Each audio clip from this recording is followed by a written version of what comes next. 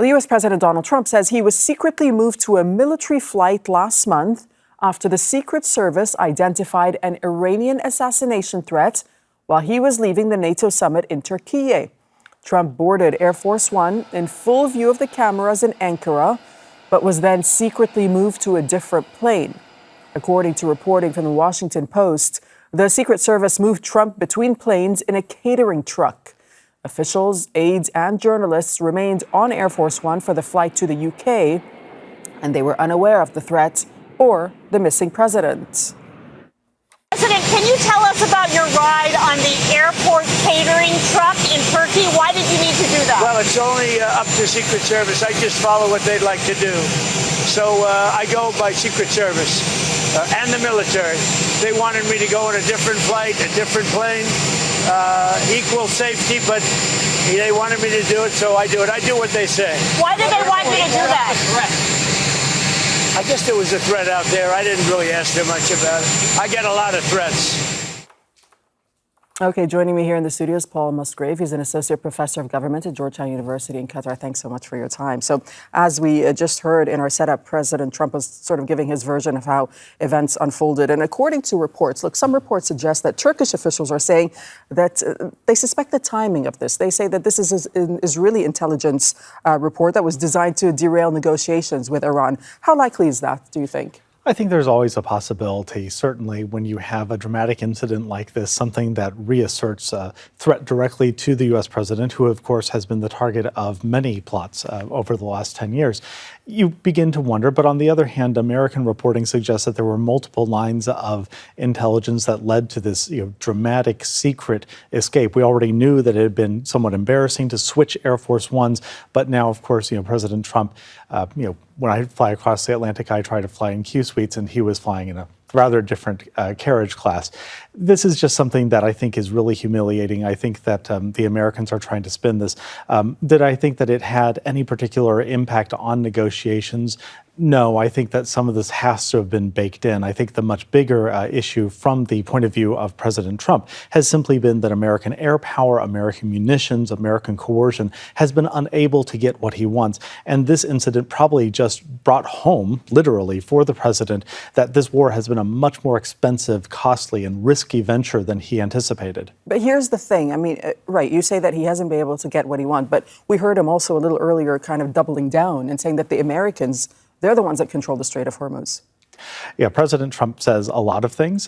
He's also said that the United States is the guardian of the strait, and it's going to tax its allies as they move navigation through and through. President Trump, if you look at his career as a real estate developer, as somebody who is a celebrity television star, every time he's faced an issue like this, like the bankruptcy of his Trump casino back in New York, in New Jersey, he has always reacted in the same way. He doubles down. He tries to find his creditors, his allies in this case, to have them find a way out of this. This is a pattern that has been going on for decades. We're just seeing it play out with somebody who is a much more determined foe than he has ever picked a fight with in his life. So what exactly is the strategy now, both for Washington and Iran? Because it seems like it appears to be that there's some sort of stalemate, right? So are they both just waiting to see who blinks first? I think that's exactly how I would describe it. This is a strategy of digging in.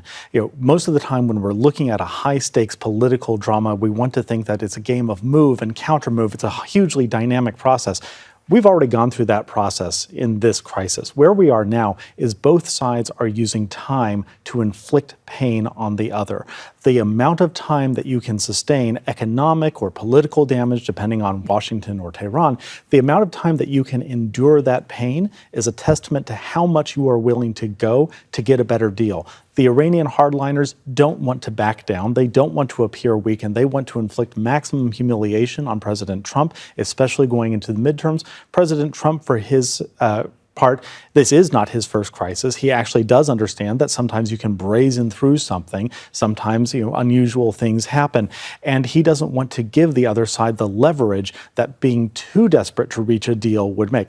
That being said, everybody knows that President Trump would like to get out of this, but he hasn't just walked away yet. And if you look at what's happening within Iran itself, right, on the domestic front, I mean, there is some talk, you suggested this, there is some talk about divisions in parliament between hardliners who are considered hardliners and the foreign minister Abbas Araghchi over negotiations. So what does that suggest to you? Are there genuine divisions at the top? And what does this all mean politically for Iran? I think that in any government, at any time, you're always going to have a range of opinions over what a government should do.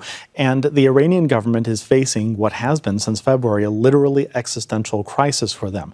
The regime and its future depends on how well they can come through this war, and they also have the possibility to make some real strategic gains. What they, I think, are divided over now is the relative importance of the civilian economy and Iran's long-term strategic position. There's a group of hardliners who think that control of the Strait of Hormuz gives them a tremendous amount of leverage, honestly, maybe more than a nuclear weapon would give them. And then there's a group, including the president, Pezeshkian, and Foreign Minister Araghchi, who are more pragmatist. They also see the fact that Iran's economy is suffering. The U.S. embargo, as we've seen today, really is crimping Iran's ability to earn export currency.